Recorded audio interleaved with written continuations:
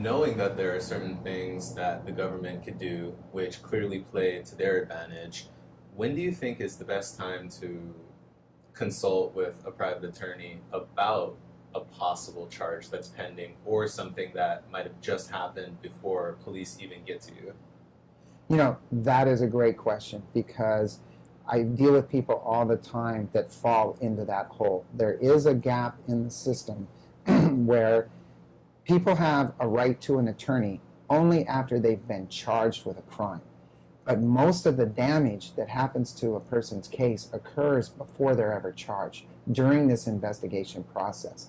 Because, as you've seen, the statute of limitations can be years in some cases. In some cases, there is no limitations. They can go on forever. This Boy Kema Peter Boy case, Kema, yeah. Peter Boy Kema on the Big Island, you know, I don't see anything that these people have had attorneys helping them during this time, but 20 years later, they're being charged. And everything that's happened during that 20 years could have maybe been avoided.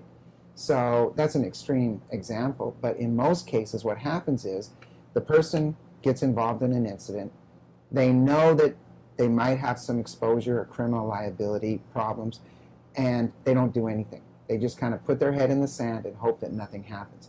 A few weeks, a few months later, they get a call from a detective. And I've had so many cases where the person just goes down to the police station because the detective asked them to. And I don't know why at that point they don't realize maybe I should talk to an attorney before going down and talking to a detective. But they go down there all the time, they waive their rights, they make statements. Sometimes they don't waive their rights. Sometimes they're released pending investigation. Sometimes they're held. But the time to hire the lawyer at the very latest is when you get that call from the police or when you get taken down and they give you a chance to make a phone call.